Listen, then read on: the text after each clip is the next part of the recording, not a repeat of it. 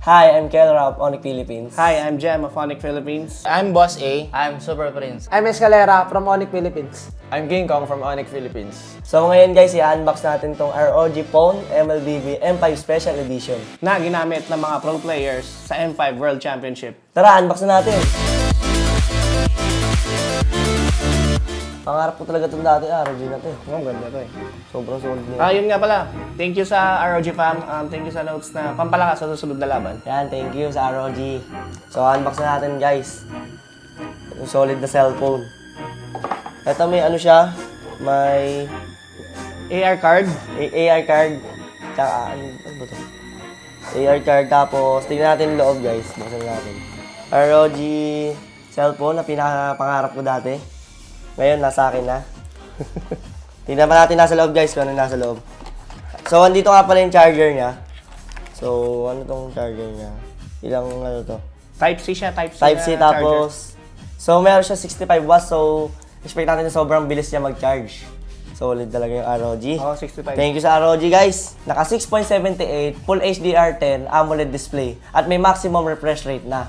165Hz, kaya gusto good siya sa gaming. Dahil dyan, pwede ka makapaglaro ng ML sa highest settings at hindi apektado ang gameplay mo. Nagustuhan ko tong ROG 60 dahil pareho yung design niya sa mga ROG laptops dahil sa Aeroactive Portal.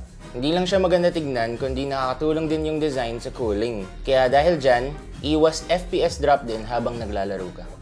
Kahit gaya tayo kaingat sa cellphone, hindi natin maiiwasan na mahulog ito. Buti na lang, meron siya IPX4 splash resistant sa lahat ng anggulo. Kaya hindi siya basta-basta masisira.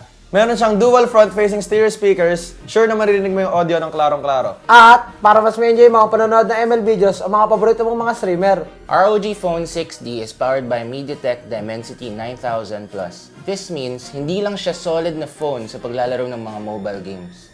Pwede din siya sa mga daily usage like Facebook, YouTube, Instagram, TikTok at iba pa. So, hindi siya pang ML dahil kaya niya lahat.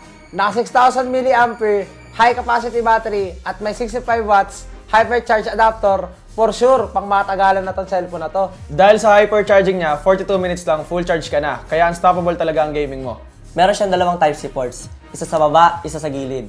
Kahit naka-charge ka, hindi ito abala sa paglalaro mo. Meron pang kasamang Aeroactive Cooler 6 para hindi uminit ang phone mo. And also, meron din siyang built-in stand.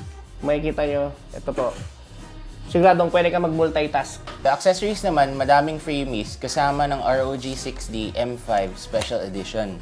Katulad nito, mga cases. So, Ganda na ito. Ayan, try natin sa phone. Bagay. Meron din silang mga screen cleaner, badge holder at ID lace. Ipapapansin mo, lahat may design related sa Mobile Legends. So, kung fan ka ng ML, goods na gusto para sa'yo. So guys, this is the ROG Phone MLBB M5 Special Edition na ginamit noong M5 World Championship. And this phone costs 31,995 only with accessories na. Thank you ROG fam for this amazing phone. Thank you ROG fam for this amazing phone. Thank you ROG fam for this amazing phone. ROG number 1.